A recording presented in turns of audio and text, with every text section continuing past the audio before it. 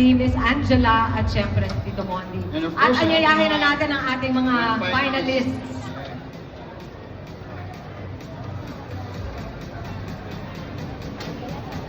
Sino ang mananalo? Ito lang po ang sasabihin ko dahil nasilip ko na po ang mga score. Napakalapit po talaga. Mga 0.5 lang ang pagitan. Wala pang 1 point, di ba? Yung manok ko rin, Mami Chiki, parang pumasok eh. Pumasok sa top 3. Eto na po. We shall announce the fourth runner-up who will receive a set of Asia Slashes. Walang iba. With a score of 88.5%.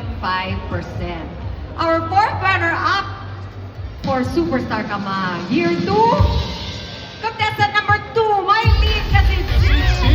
Palakpakan po natin. Mylene, To give the award please to come our forward. Dr. Richard. At ito po ang flowers mula kay Doc Richard.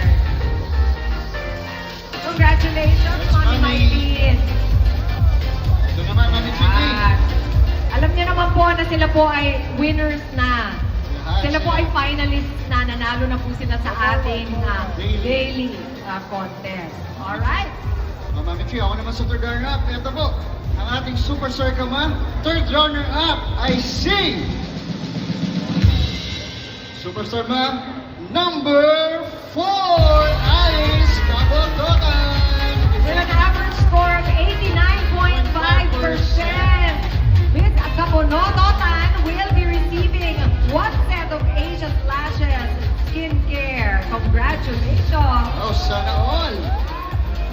Congrats, Mami Alice.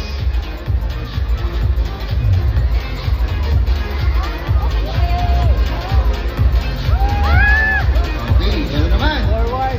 Direct forward mo. Ready na ba kayo, girls? Tatlo na lang. Ayan, sige. Pwede bang hawak kamay parang... Ayan, Ayan, hawak kami. Ayan. na-announce ni Mondi, ang second runner-up na mananalo din ng gift certificate from Asia Slashes worth 1,500 pesos. Tito Mondi? Aba, may cash prize. Ito, ang ating second runner-up, Super Sakama, ay si number 1, Araceli Santa Ana. with 90.8%. Congrats, Mami Araceli. Flowers again.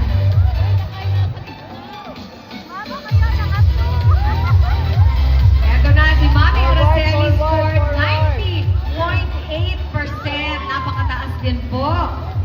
Ang lalapit talaga ng kanilang mga Correct, Mami score. Chiki. Dalawa na lang po sila. Meron po ba kayong napupusuan? Sino sa tingin nyo kay number? Sino po sa tingin ninyo ang mananalo? Si Tribal, si Contestant Pai. number 3 o contestant number 5?